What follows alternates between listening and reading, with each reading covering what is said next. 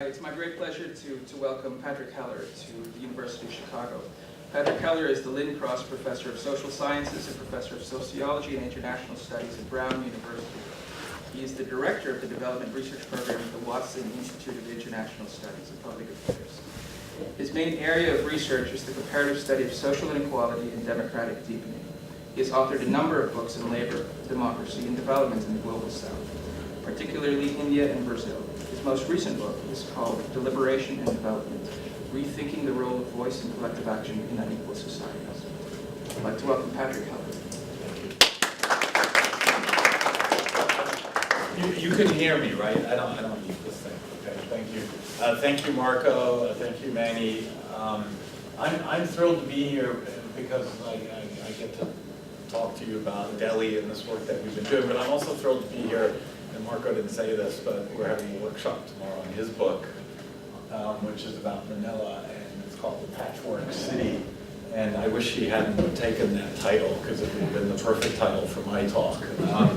And the points of comparison are really uncanny, and in ways I think you'll come to understand a little disturbing.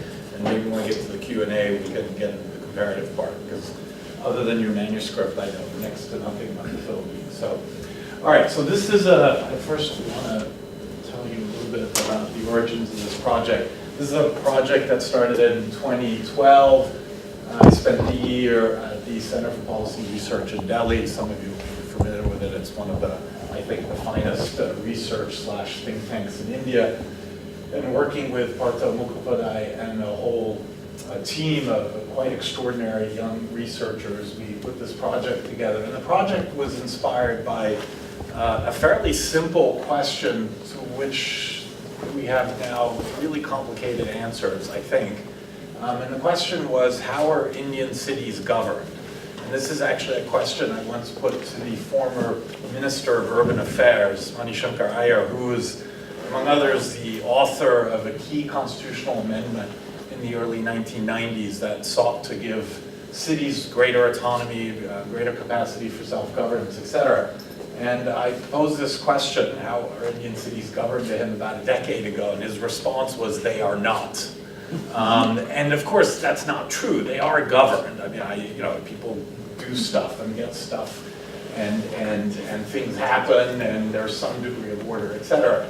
But it turns out it's a complicated story. And so this project was motivated by a hope that we might be able to bring some answers to that question. And the first thing we realized is that even though there's a rich literature on Indian cities, there's not a lot of bottom-up stuff, or when there is, it's not very systematic, it's single case studies, etc. And so we really wanted to try and understand how the city is governed from the bottom up. And we spent 3 years in all doing research in 16 different sites.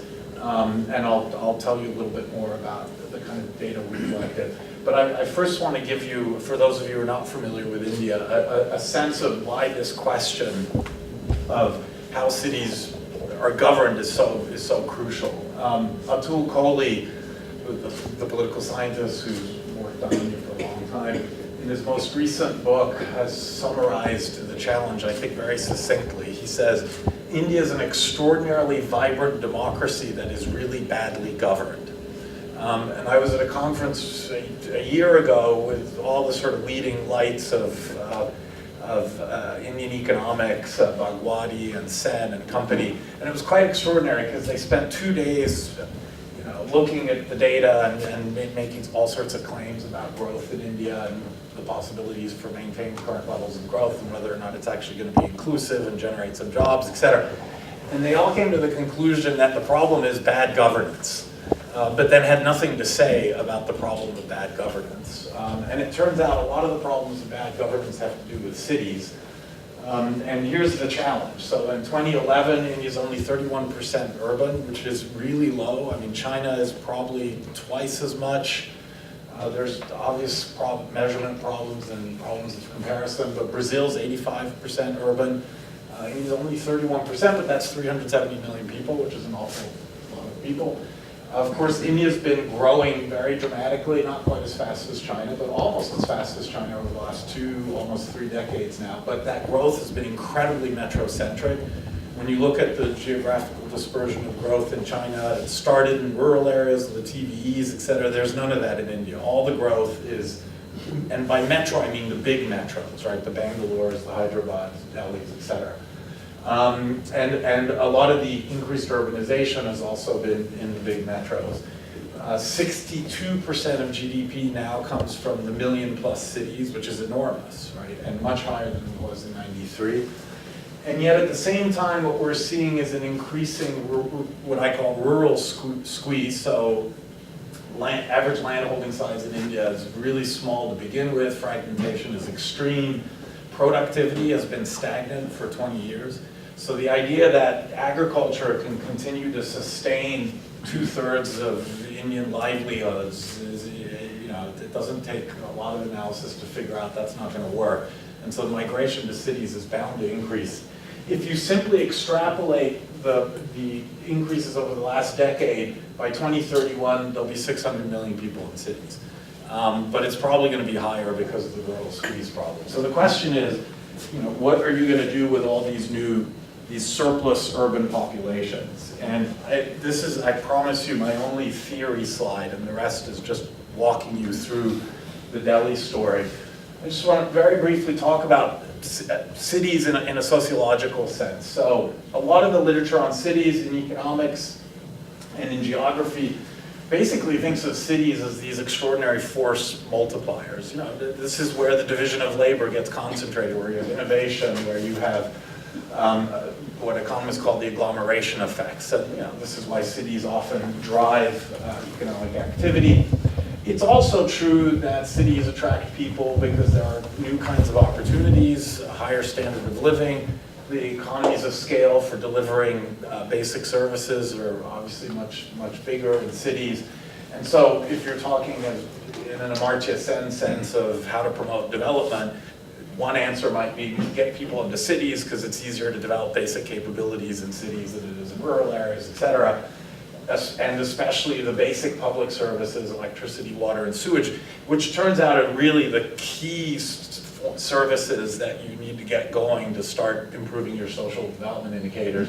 It's a lot easier to do this in cities. So those are all the, as it were, the pull factors, the factors that pull people into cities. But by the same token, because cities are desirable, because there's a premium on having access to the city, there's a long history of cities being rationed spaces. If you think back to Weber's original famous essays on the city, the medieval city, the whole construct of the medieval city was a closure. How do you keep people out? And how do you, he didn't use the word differentiate citizenship, but for all intents and purposes, his analysis was focused on thinking through the ways in which the incumbents of the city ration access to the city, right?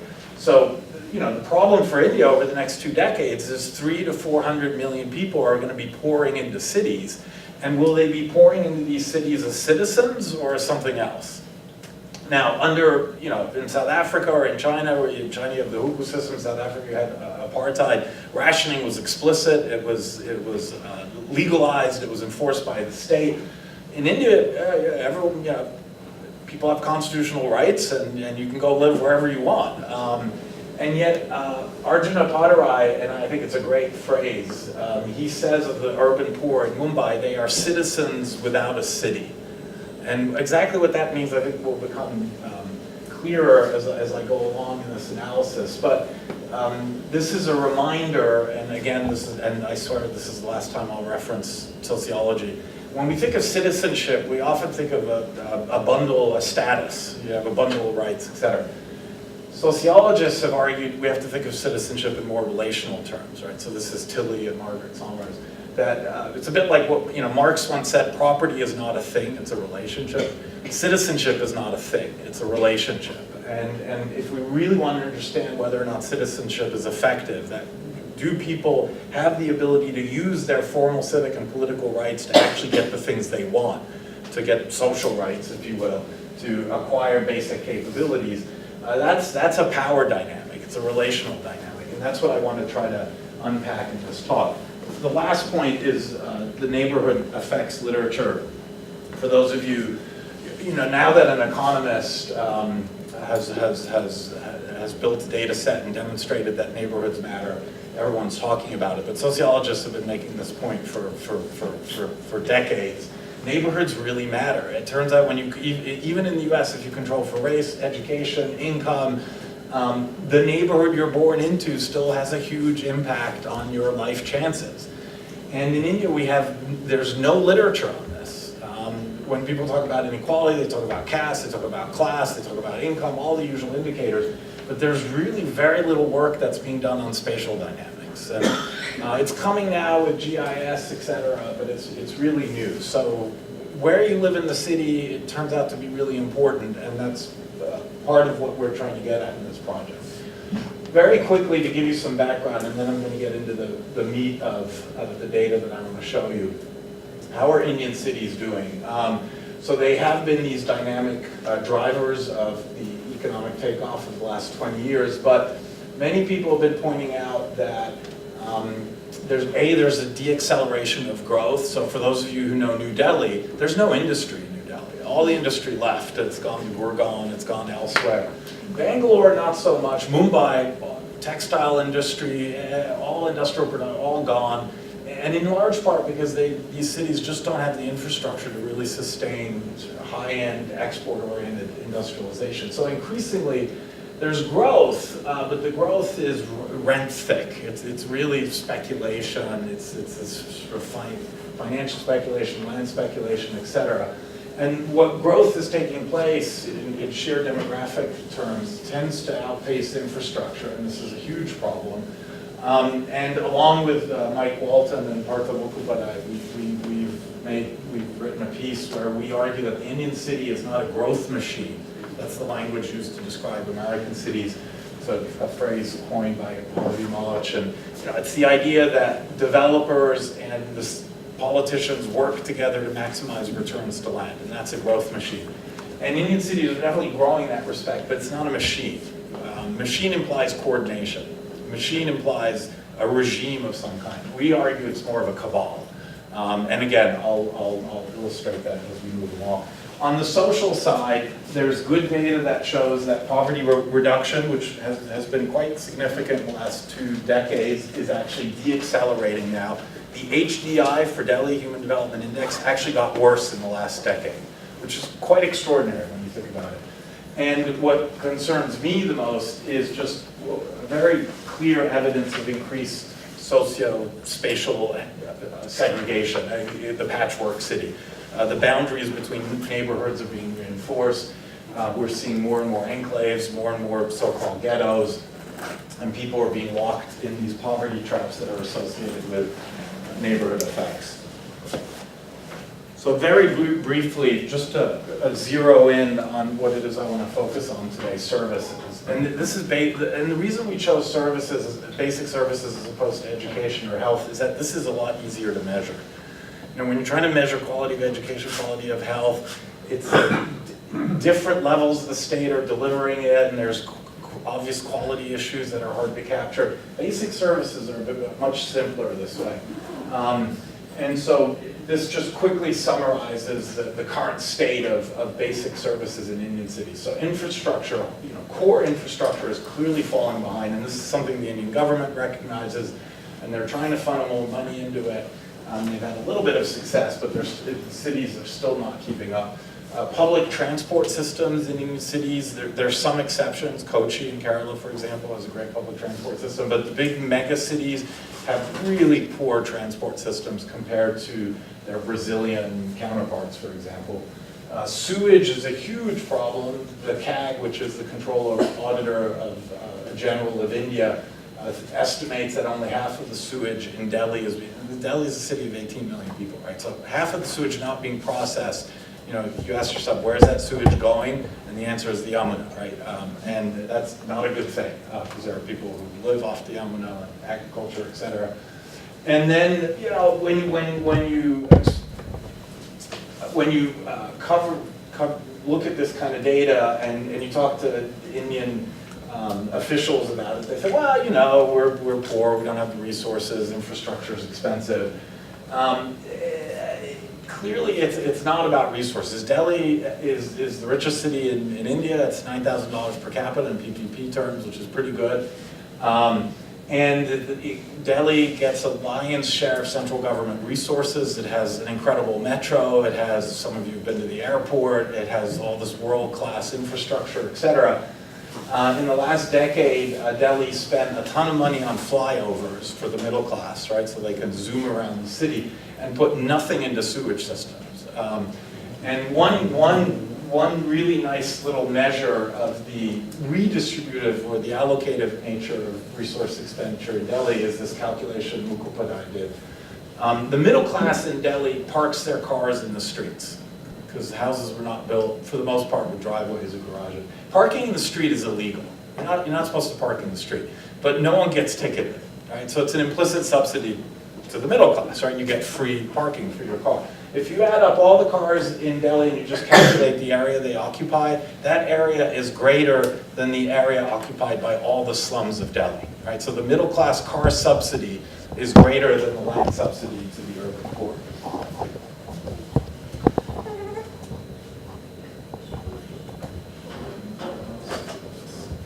All right, so what I want to argue is that there is tremendous socioeconomic segregation in Delhi, that it's largely spatially organized, that you know, in the current literature on cities, the argument is, there's one of two dominant arguments when it comes to explaining inequality. One is it's globalization, neoliberalism, et cetera. And that's a bit problematic because a lot of the patterns that I'm going to show you predate neoliberalism in India. And it's also, in my view, overly structural. It doesn't really get to the mechanisms at work. And then the other set of arguments, and I've made some of these arguments myself, so I think they have some validity, is just looking at class dynamics. But the problem with class dynamics is you have to define the class. And most of the literature on Indian cities says, well, the problem is the middle class, but the middle, you know, what's middle and what makes them a class? And you'll see there's entire neighborhoods in Delhi that are full of middle class people that have no services. So this can't just be about the middle class, right? So what is the middle class and what are these class practices? So instead I want to focus, and this is very close to what Marco's been doing in his work on Manila, is on actual localized practices. What are the local, Bourdieu calls it the economy of practices that actually produce hierarchies, classification systems, unequal distributions, etc. And I'm going to argue, and I should go back to my previous slide. I really want to argue that there's three things going on. One, there's this differentiated citizenship regime, which itself is the product of a long history of planning for exclusion. And planning is, you know, most generally an instrument. It's meant to be an instrument of inclusion, but in Delhi it's been an instrument of exclusion. And then finally I want to talk about some of the reforms that have been implemented to address some of these challenges and have had the perverse effect of reproducing the very inequalities that they were meant to address. So what are the origins of the quite extreme degrees of residential differentiation that I'm about to show you? Many people have worked on this, and so I'm just summarizing the existing literature. But it all goes back to these master plans, right? So, you know, what planning departments do is basically identify land for development. They authorize land that can be developed, where you can build housing, et cetera.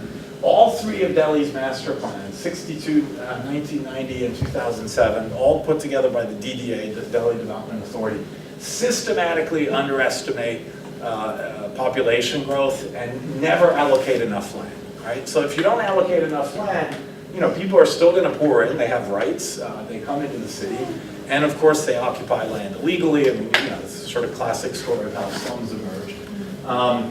Now, one way to address that is through subsidized housing or public housing, and here again, the DDA, which is the authority responsible for public housing in Delhi, has just not delivered and has systematically undersupplied housing, especially for what in India are called the EWS sector. middle-class housing is there, but not so much for the poor. And so you get, as a result, a proliferation of slums and unauthorized colonies. And so this is what it looks like. And this is the Indian government. This is the state of Delhi data. And I'm going to spend a little bit of time on this because it's a really interesting grid of what I'm going to call differentiated citizenship. So what you have here are settlement types. So these are your planned colonies. These are where, upper middle class lives. Most of us who've lived in Delhi lived in a planned colony. You get all the services. It's fully authorized. It's all the bourgeois freedoms. And then you get these categories, which are a little weird, and I'm not going to go into. The four that I'm interested in, these are all together what I call excluded categories, and it starts with the Jhuggi-Jhopri clusters, which are informal settlements. So these are impermanent forms of construction, shacks, etc. You have your slum designated areas, so these are slums, but they're recognized as such by the government, so people there in principle have rights. And in Delhi, that's pretty much Old Delhi. So all of Old Delhi, which really is old and densely populated, is a designated slum. You have unauthorized colonies, and it's hard to unpack the difference between unauthorized colonies and informal settlements. But unauthorized colonies, a developer actually went in and developed something. But it turns out the land they developed is not land that they owned or had a right to, right? So it's government land or someone else's land, et cetera. And then they sell, so people have bought property, but they're not legally there. And so the government says they're unauthorized, okay? And then only in India could the bureaucracy ever come up with a category called regularized unauthorized colonies. And I'll talk about that a little bit later. And then finally you have resettlement colonies, which are colonies where people have been resettled after eviction, right? And they're usually on the periphery of the city, et cetera.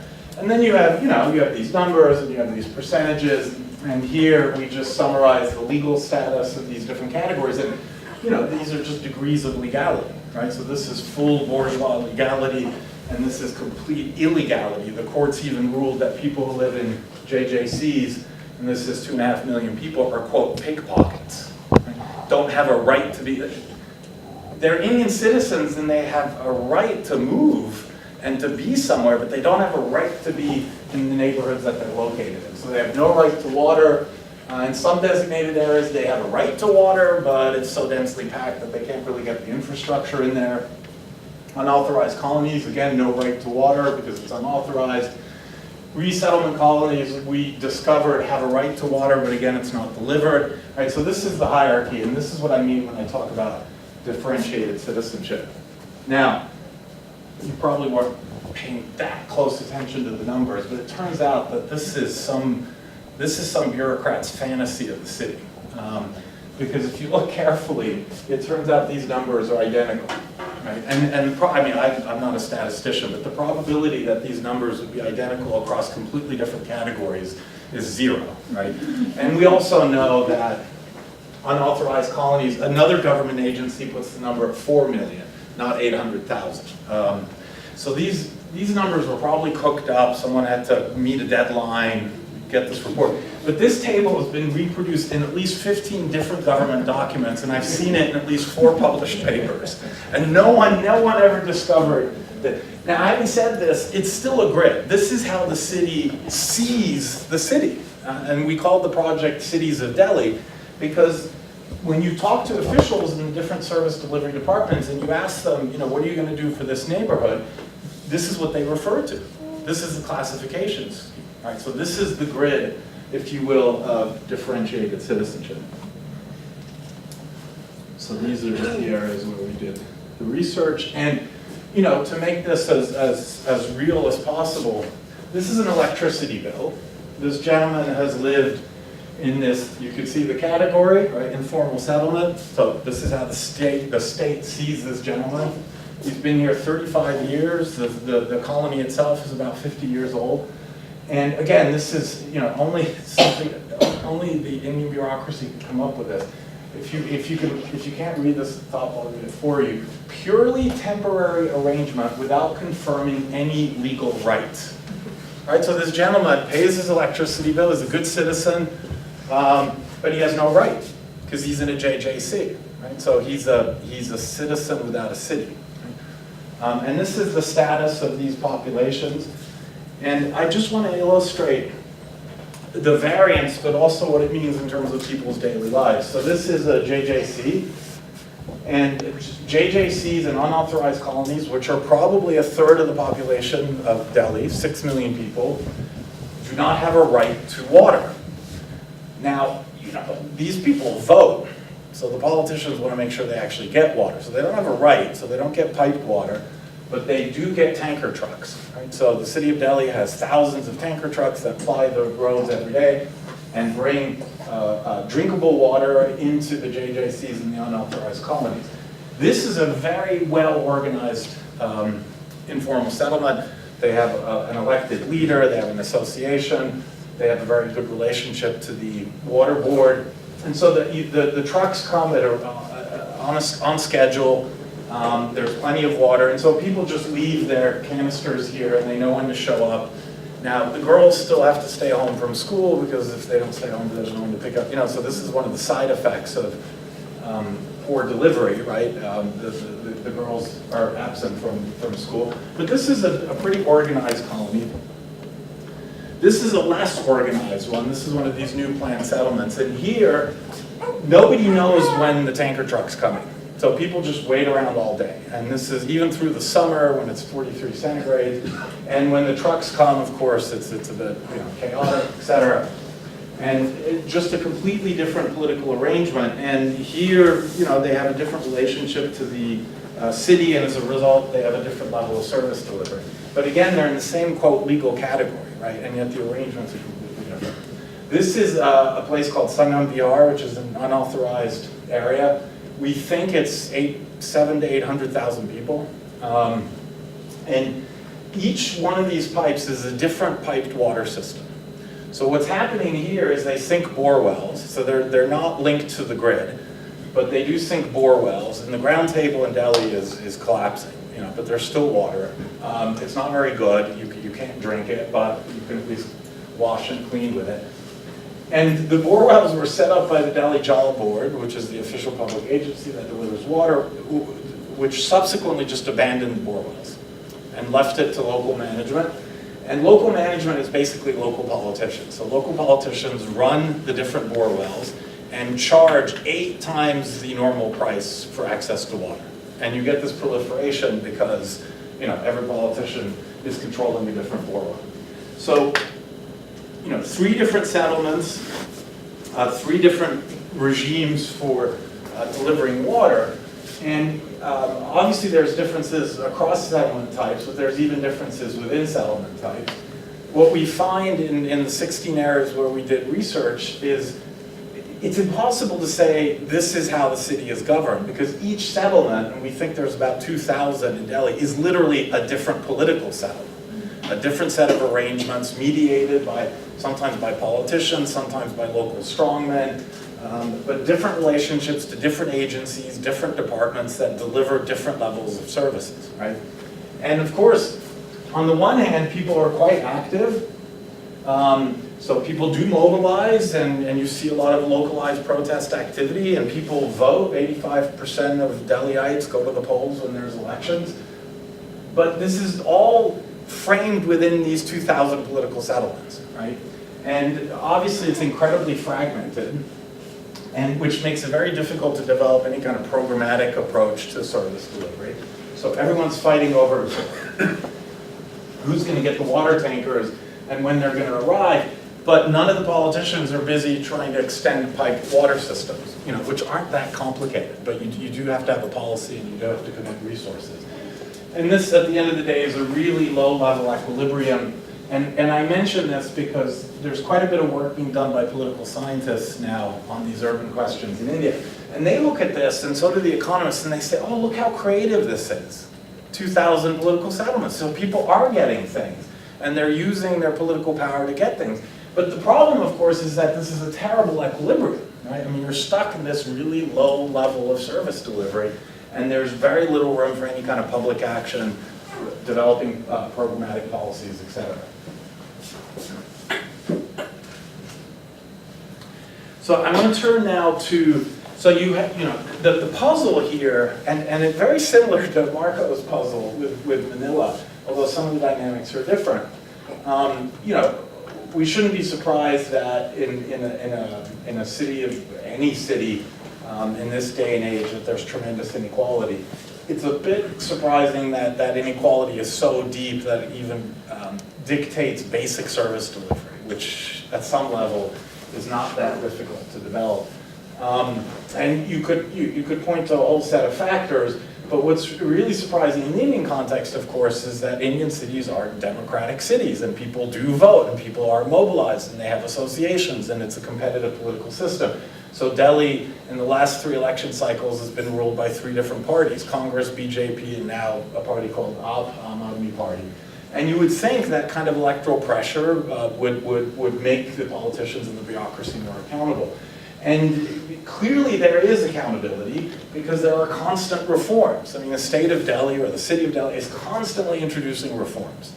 And this is in response to popular pressure. And what I want to argue is that the reforms invariably end up reproducing the exclusions. And this is a little play on Foucault has this term, a regime of suspended rights. And I'll give you an example. So resettlement colonies. So evictions happen all the time. There's only one department that's supposed to do evictions, DUSIB. By law, all evictions, and it's similar to Manila, there's legislation that says you cannot evict people without due process and without compensation. And different departments, Public Works Department, the DDA, evict people all the time. They don't get court orders, the bulldozers just show up, and this is what happens, and it gets and then eventually they do get moved to a planned settlement, right? Because again, there's political pressure, the MLAs, the representatives put a pressure on the DDA. And so this is a planned settlement, it's called Septigera, it's almost in Haryana, so it's 2 hours north of the city. The area that was evicted was in the center of the city. Like all slums, people want to be there because it's close to jobs, etc.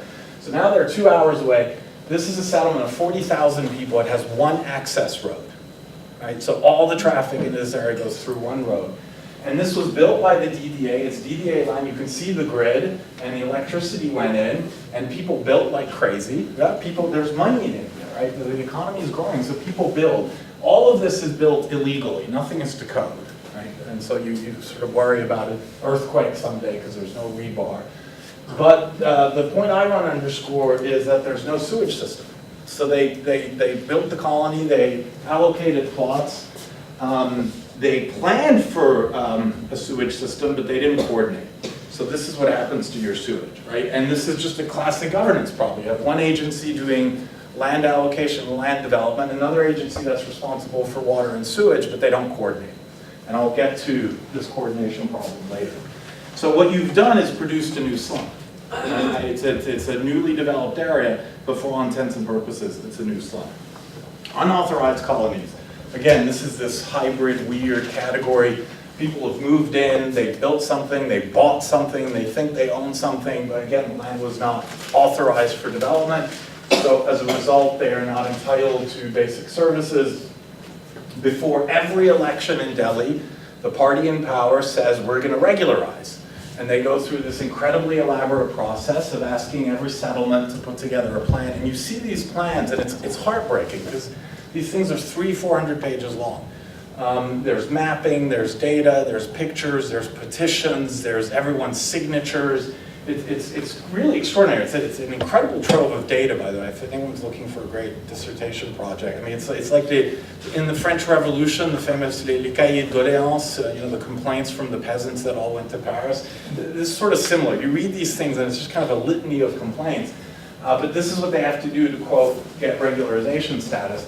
And it turns out, 1,639 settlements applied for authorization. It took 4 or 5 years. Everyone was confused about what was going on. Eventually, 583 were approved, but then there was a dispute about who would pay for the land that had now been authorized, etc. And then a new government came into power and said, we're starting all over again. And this is now the 5th or 6th cycle. And basically, no unauthorized colony has been regularized since 1991. Right? And it's just this continuous cycle of reform that really just reproduces this regime of suspended rights. So I'm on time. I have 2 more slides, and I want to try to get to an explanation, right? So the 2 obvious problems are fragmentation within the city itself. This is the patchwork problem, right? So you have all these neighborhood settlements that have their own modalities of engaging with the local state, which makes it really difficult to have any kind of programmatic approach to these policy challenges. And then on the other hand, you have these massive coordination failures, that even when there is an effort at reform, the existing agencies, the existing institutional structures just can't be coordinated in a way that they can actually deliver the services. So what's the larger problem here? And again, I present this as not as a counter to the bigger structural arguments about neoliberalism or property, or a counter to the class story, but as a complement, because class practices or structural forces have to be played out through institutional mechanisms. And so the question that the case of Delhi raises is, what is that set of institutional or political mechanisms that creates these kind of outcomes?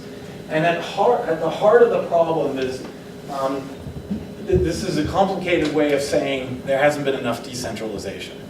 So if you think about it, in a country the size of India or China or Brazil, large federal systems, you by definition have multi-layered governance, right? So different levels do different things, and there's usually some principle by which you allocate services, some kind of idea of subsidiarity, right? And so at the local level, local institutions, local bureaucracies, local agencies should do the things that local bureaucracies and agencies are better at doing. They have a comparative.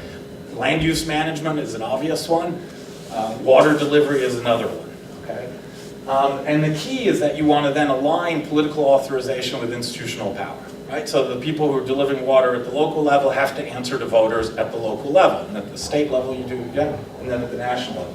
The problem in India is that there's a complete misalignment of institutional power and political authorization. The people who are responsible for water delivery and land use management in Mumbai or in Bangalore or in Chennai are not local authorities. They're in the capital cities. And their vote base is rural. And they don't answer to the citizens of the cities. There's no direct local political authorization of the agencies that are responsible for basic service delivery in Indian cities. These are line departments that come down from the provincial level, or in the case of Delhi, the DDA is actually run by the national government. The police in Delhi are run by the national government. It's not a local police, right? So you have this misalignment, and what this essentially amounts to is that you have cities without a local state. There is no local state. And you know, I always ask Indian friends, you know, can you name the mayor of Delhi, or the mayor of Mumbai, or the mayor of Chennai? And nobody can, you know, because the mayor has no power.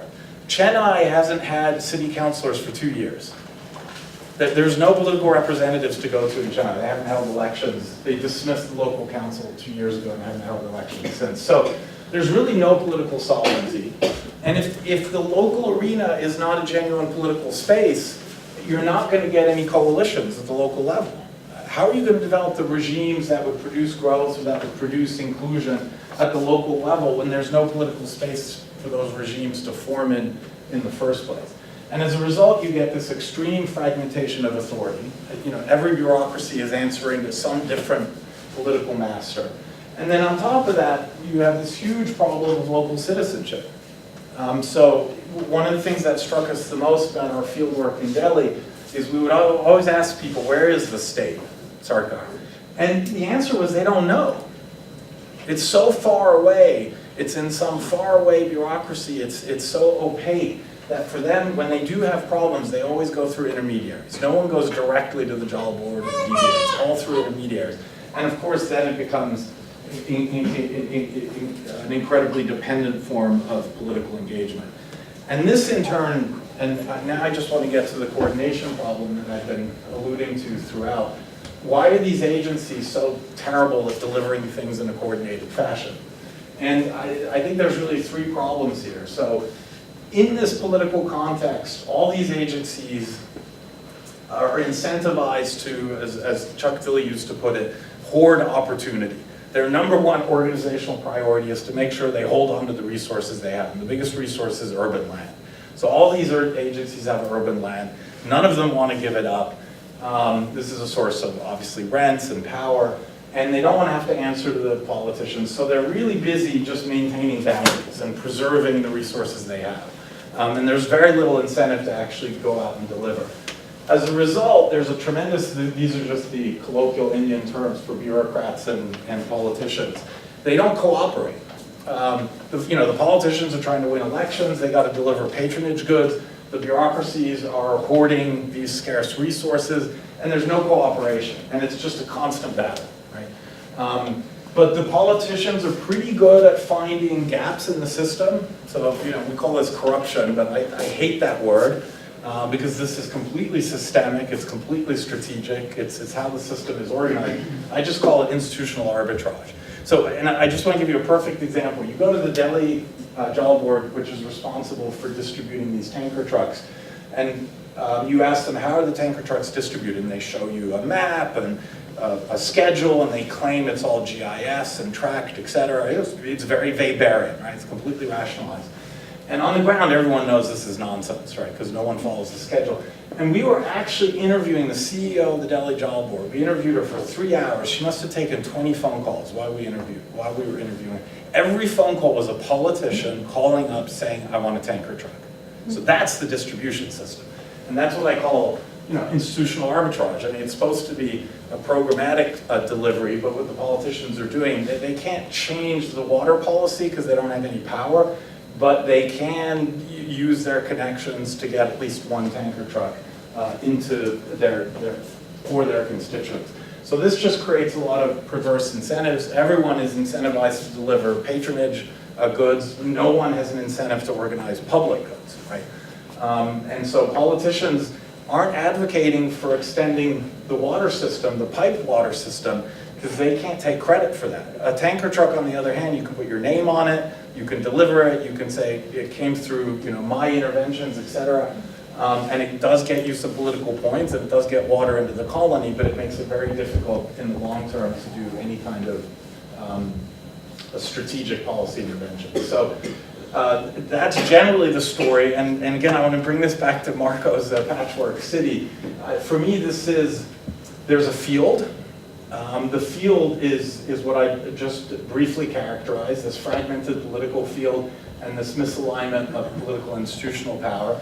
You have these actors who are all, from the slum dwellers to the netas and the babus, very good at playing the field through this institutional arbitrage and figuring out the gaps, etc.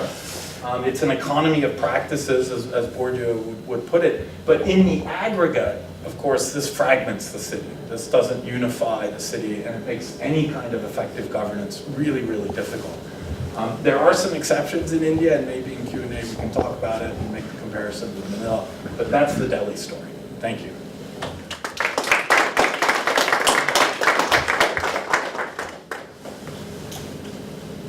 Yes. Sorry. I keep moving here because here it's like. So we make the argument that not enough decentralization has happened, but there's been literature that shows that one, there has been a certain kind of decentralization that's happened for certain communities in Delhi, like the Bhagidari system and the resident welfare associations. Right, which is planned colonies. Right, Yeah. and at the same time, it also says that decentralization has some pernicious effects in certain situations, like for example, with the water case, Suchi Pandey's work on Swajalera, which is like right to water stuff, the local power structures can also kind of compete with this decentralization thing. So I was wondering what kind of decentralization you imagine would work for this situation. Yeah, but the local corruption argument, this is what the politicians and the bureaucrats have been saying for 60 years. We can't devolve to the local level because at the local level there's corruption. As if there wasn't corruption at the center level and at the state level. Of course there's corruption at the local level, but it's much easier to monitor corruption at the local level if you have a local state. If you don't have a local state, monitoring corruption is really complicated. And the idea behind decentralization was always not only to realign institutional and political power, but was to actually give people an opportunity to use their citizenship. So we've been comparing Chennai and Kochi, and it's really interesting because in Chennai, so water delivery is, it's always a problem in the slums. It's the women who deal with it, of course, and they have two ways of dealing with it. One is they go straight to the bureaucracy. And they don't even go to the politicians, they go to the bureaucracy. And there's caste differences, and these are state level bureaucrats, and they don't have to do anything. Sometimes they get what they want, oftentimes they don't. Then they go blockade a street, and they stop traffic, and then they get their tanker trucks, right? So you could say it works, but this is pretty inefficient. In Kochi, even the poorest slums have regular water supply. And in every slum, there's a political representative, and they have a local office, and when there's a problem, the citizens use their citizenship and they go straight to the politicians. And the politicians actually have leverage over the bureaucracy because in Kerala, they decentralized in '95, and the budget now goes through the local council. And the bureaucrats can't touch the budget until the council has voted on it. So now you have local accountability. And the differences are stark. The international comparison is simple. I mean, Chinese cities and Brazilian cities are much, much more decentralized, have way more authority, way more autonomy, and way more local resources. And of course, they have much better service delivery. Yes? Yeah, this was great, thanks. So, following up a bit on that, of course, Delhi does have a lot more power than, say, Mumbai and Bangalore because it is the national capital region, and as you mentioned, it's very well resourced. Yeah. So my first question is, why don't we see then that Delhi has much better delivery of everything? Yeah. Say Bangalore, where you see better figures. And my second question, again about Delhi, is how do you explain decisions where both politicians and Babu seem to be tying their hands? So I'm thinking there was a lot of talk about electricity, which was privatized, and electricity theft. I mean, the figures are probably hokey, but it definitely dropped from say 60% to 15%. So how do we explain when we get this decision to maybe move away from a low level of equilibrium? So those are two great questions. So so most Indian cities, it's a three-level game. There's the national, there's the provincial, and then there's the city. Delhi city and Delhi state are the same, roughly. They actually have different elections and different representatives, but they more or less coincide. And that's important because the vote base in Delhi is purely urban. The vote base from Mumbai is rural, right? And so if Mumbai or Bangalore don't get resources, that's hardly surprising because the politicians who control it have rural vote banks, so they extract rents from the city to support their rural vote bank. So you're right, Delhi should work better. The problem is, and we know this now in spectacular fashion, AAP, the Aam Aadmi Party, which is the first political party in India that's urban. There's one other, the Shiv Sena in Mumbai, but that's a long story. But every other political party in India is a rural party with an urban presence. AAP was created in the city. And AAP, in the last city elections, they won, 67 out of 70 seats? I mean, this has never happened before. And it was this, and Marco's not going to believe this, this was an alliance of the progressive middle class and the urban poor. It happens. It happens in Brazil, it happened in Delhi. AAP comes to power, and led by a charismatic politician, Kejriwal, who, I'm from Switzerland, and he's read some book on decentralization and democracy in Switzerland, and he said, oh, we're going to be the next Switzerland. And I once said to him, just try to be Kerala, don't worry about Switzerland. There's an Indian model in any event. And they talk the right talk, we got to decentralize, we got to get citizens involved, we got to bring the state into the slums, we have to do piped water, etc. What happened? The lieutenant governor of Delhi took away all his ministers, took away his budget, opened corruption charges left and right. He has no control. He doesn't control anything. It's all controlled by the central ministries. And the central ministries, as soon as they saw that AAP was maybe getting some traction, they just cut him off. And so in Delhi, the problem is even more acute in some sense because in Delhi you have an upper middle class bureaucratic elite that makes its money essentially through brokerage, right? If you've ever been to a cocktail party or reception with the well-to-do in Delhi. It's amazing because they live in this extraordinary wealth, and you can never figure out what it is they do for a living. Because Delhi is the most polluted city in the world, but unlike Beijing, which is the second most polluted city in the world, Delhi doesn't make anything. There's no industry. I think there's some industry in Delhi, but it's not Beijing, right? What Delhi does is brokerage functions. The rich in Delhi are lawyers, and what they're brokering is global capital and real estate and financial transactions, etc. And that elite takes care of its part of the city, Chanakyapuri, and the nice neighborhoods. But it basically has an alliance with the state to hoard resources in the nice parts of Delhi and to basically starve the rest of Delhi. So I love metros and I love the Delhi Metro, but they built the Delhi Metro. The Delhi Metro was almost half of India's total national capital budget for almost a decade to build a metro in Delhi. And only half the population can afford the metro. And in the 10 years that they built the metro, they took 20,000 buses off the streets of Delhi out of neglect and not investing. People use buses in Delhi. The poor use buses, they don't use the metro. So those are the kind of political dynamics. And your second question was? Was the power sector being an example of anger? So the electricity is really interesting. There's a technical dimension, right? Distributing electricity, if you have the energy, distribution is actually quite easy. And that's why it's so easy to steal, right? People just run wires, et cetera. You need a few generators. Sewage is much more complicated and water is much more complicated. So part of it's a technical question, but we've been asking ourselves the same questions. And if anyone's looking for a great PhD research puzzle, this is an interesting one because across Indian cities, electrification is almost 100%. So you can go into slums and people have, they have TVs and satellite dishes and electricity, and it's 70% malnutrition. And there were a bunch of hands, so I want to make sure.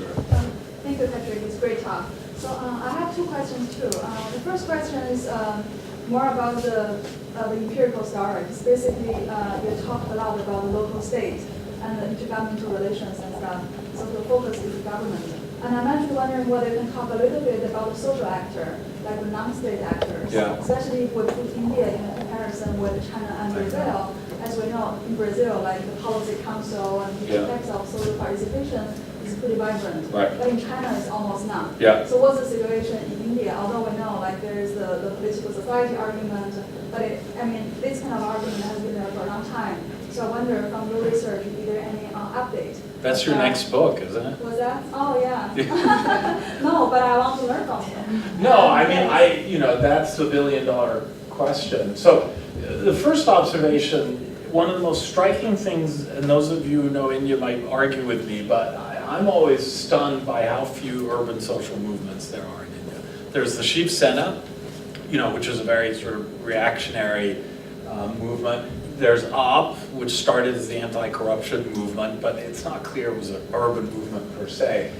Unlike Brazil or South Africa, where there's a long history of urban mobilization and protest and ongoing contentious politics, Indian cities are not terribly mobilized. The big mobilizations tend to be rural. When you think of all the great movements, including all these constitutional amendments, so NREGA, the National Rural Employment Guarantee Scheme, the right to information, the right to food, these are all rural movements.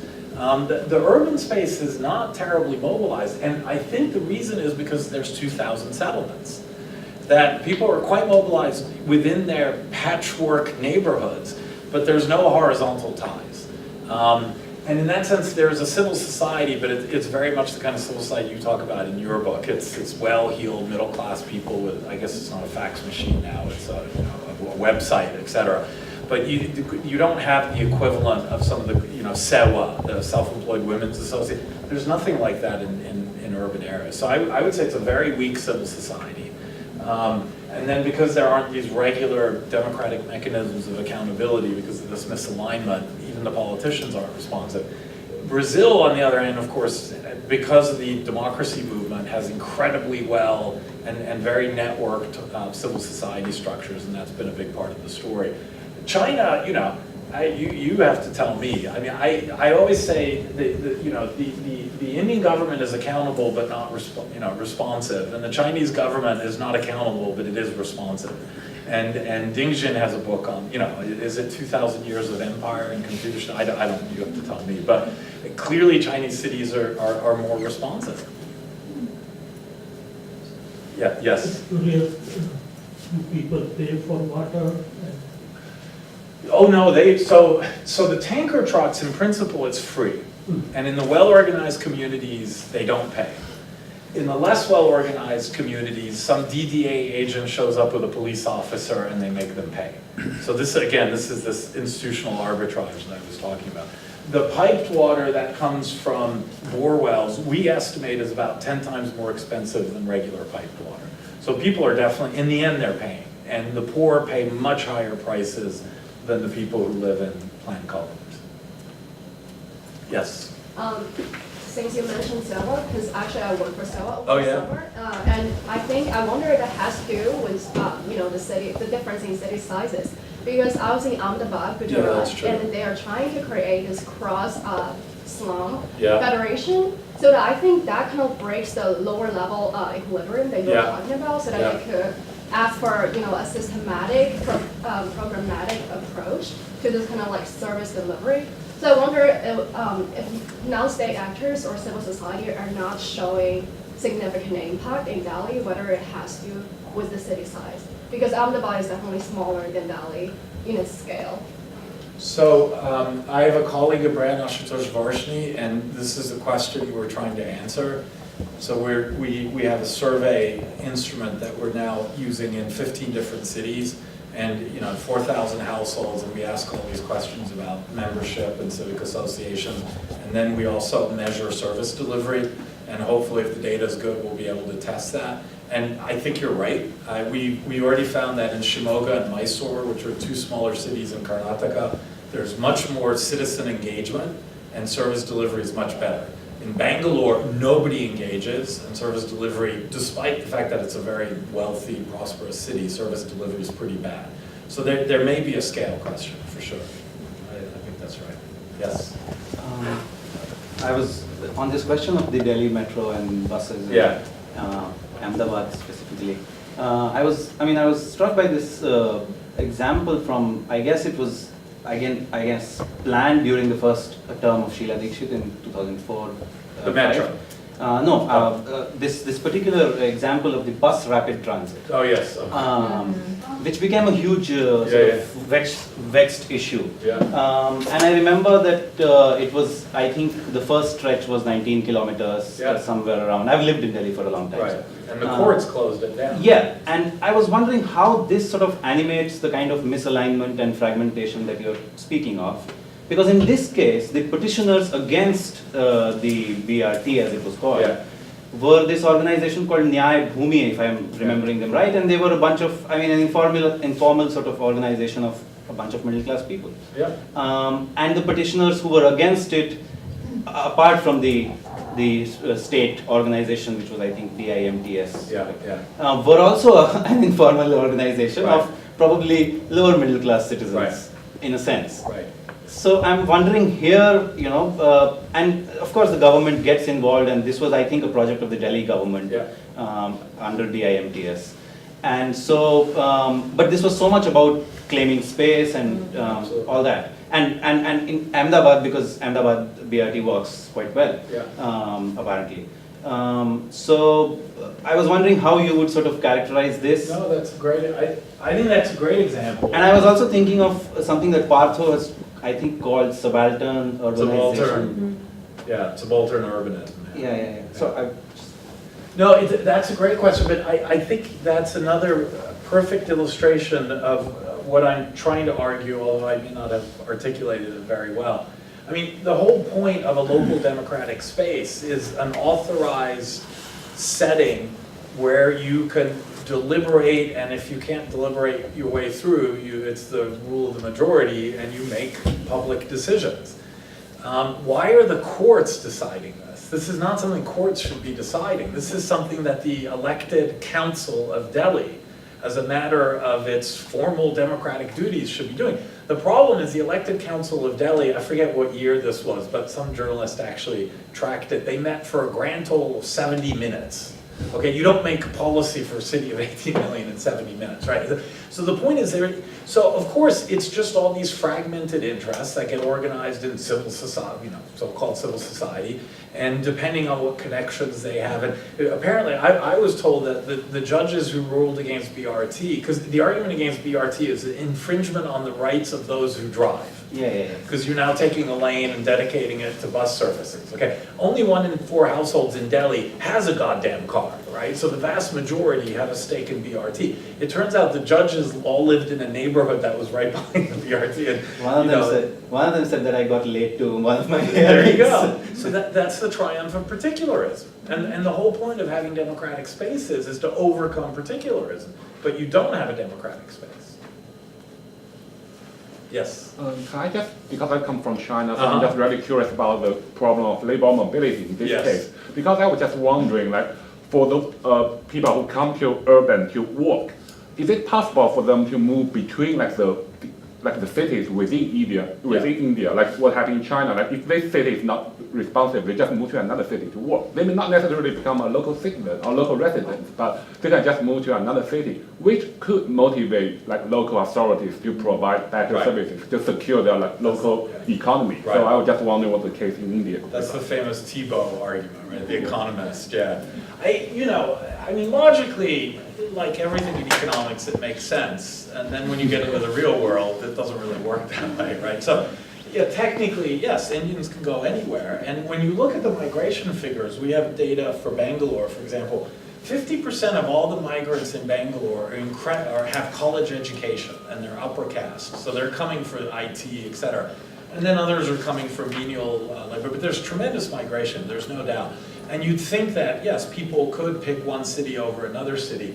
And one of the things that, to me, is really alarming about this kind of analysis is, India is incredibly diverse, right? It's 26 states, and they all have their different political regimes, right? Whether it's Dravidianism or the Communist Party or the BJP or something. So you'd think that the political space really quite varies. And one of the things that's striking is I think there's less variation amongst Indian cities than there are across Chinese or Brazilian cities.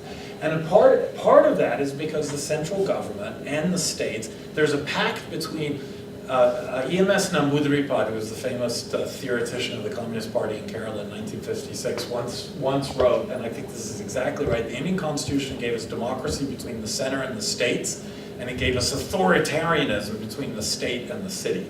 And that's sort of the pact, right? The center agreed to decentralize to the state level, but then it allowed the local state bosses to sort of rule their states. And of course, they want to centralize resources, and all the big money's in the cities, and they don't want to devolve. And in that sense, I think India is the least decentralized democracy in the world.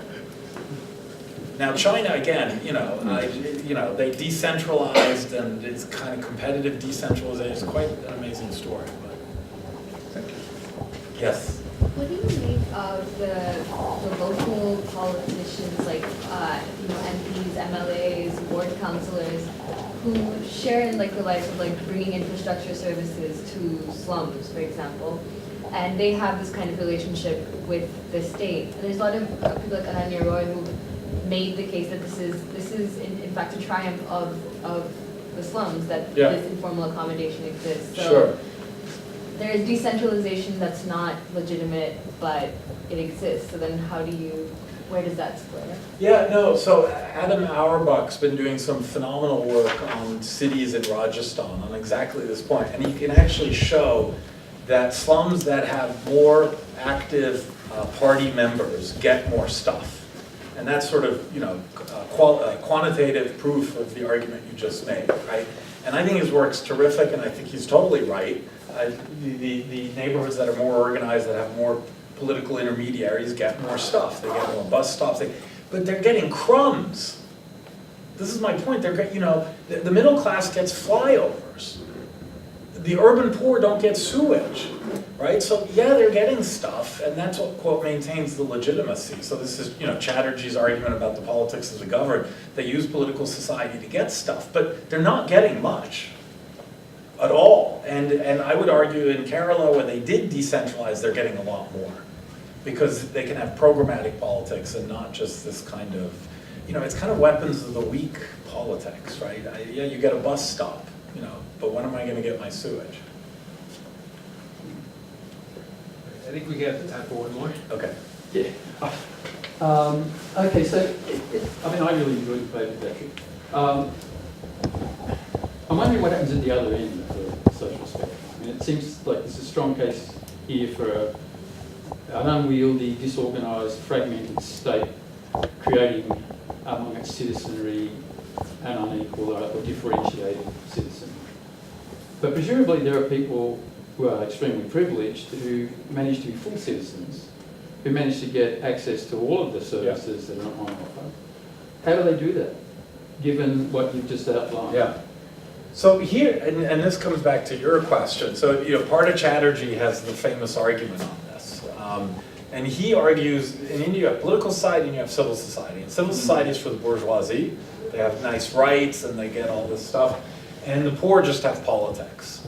And in my story, that's roughly what's going on, right? The people who live in the, quote, planned colonies, that's your upper class, they have a right to services and it gets delivered.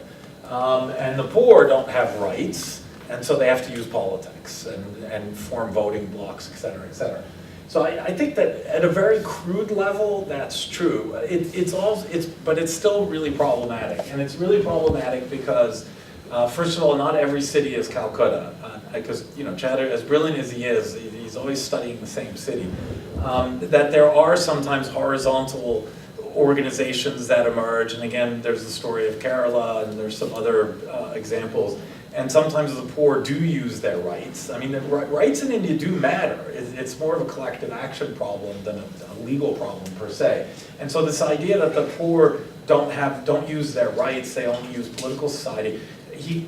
The movements did get NREGA, which is the largest anti-poverty scheme in Indian history, and they did it entirely through civil society. It wasn't through competitive party politics. They did get the right to transparency, which is a major constitutional reform that makes government more accountable and transparent. And again, that came entirely through rights and civil society. And on the other side of the equation, even though the well-to-do in cities get things as a matter of, quote, rights, because they're in the right neighborhood, and essentially it's property rights, right? Because they have property, they get a right to public goods. The way they maintain their privileges is not through voting, it is through connections, it is through a different kind of politics. And again, there's parallels here with Manila. So the civil society, political society distinction is sort of useful, but it's a little crude, and one has to be, I think, a bit careful. I was partly wondering to what degree, for example, you talk about the significance of local neighbourhoods, to what degree enclaves, wealthy enclaves, for example, throw up their hands in despair in the face of state inaction in providing certain utilities and infrastructure, and provide their own. So it's not the same level of opt-out that you get in Manila. I mean, Manila is unbelievable. It's all, by your account. There's some areas like that in Delhi. There's a famous area where everything's been privatized. But the government has largely subsidized the upper classes. And this is still a legacy of Nehruvian socialism. The DDA, the Delhi Development Authority, owns a third of the city. And it manages golf clubs and sports facilities and all sorts of venues that the middle class enjoys. And so it's not Manila yet, but it's probably headed in that direction for sure. And enclaves, as you describe them with gates, et cetera, are still illegal in Delhi. But towers are not, and of course that's another mode of enclavization. So. All right, well, I want to thank you all for coming, and I want to thank Professor Haller for giving such a fantastic, insightful, and intriguing lecture. There's food and drinks in the back, so please partake and have a wonderful night.